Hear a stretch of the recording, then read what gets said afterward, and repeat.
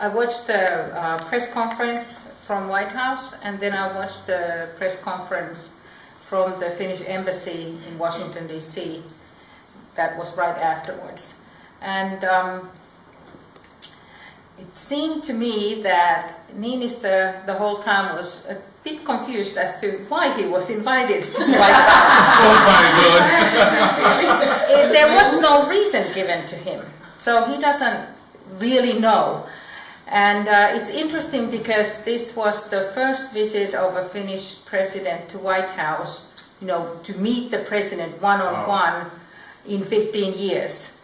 And of course he was there, I believe, was it a year ago, with the prime ministers of other Nordic countries. But they were there together, all the 5 Nordic countries. So that was quite different. This was one-on-one. And he met with Vice President Pence and President Trump and some of the other top people. So it wasn't a one-on-one conversation with Trump.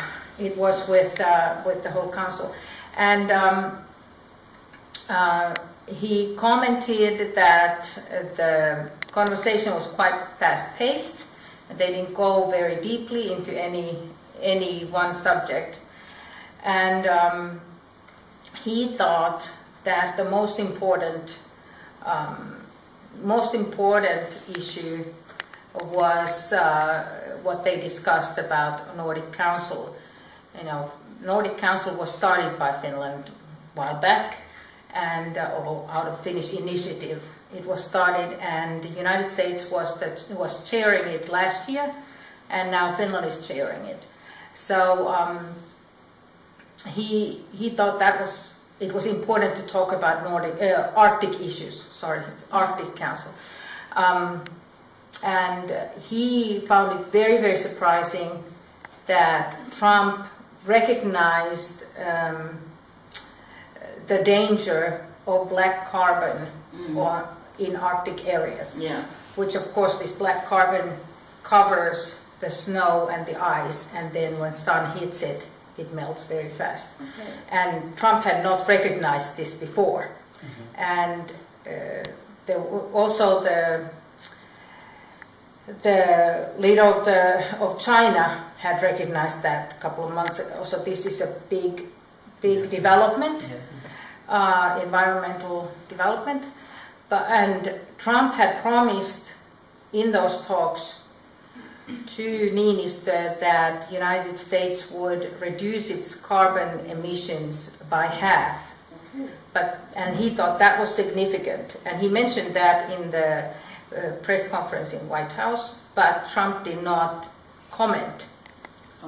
make any comment to that in the press conference. So I'm not quite sure what is actually happening with that.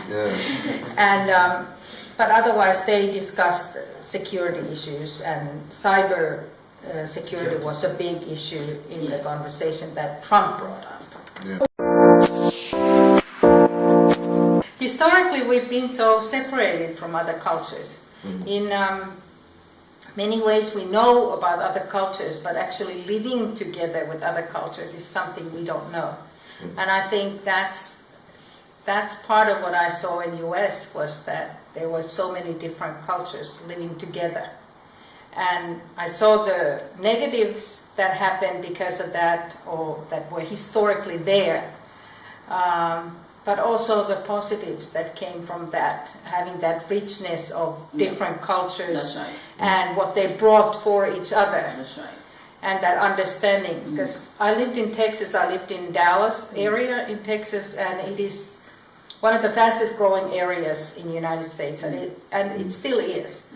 And so most of the people who lived there were not born there. They came from other states or from other countries. And but still there are those people who are native Texans, and I married to a family where everybody was native Texan for generations. But it's that understanding and appreciation of other ways of thinking, other ways of cooking, other ways of doing things, that they're just as valuable as the way you're doing things.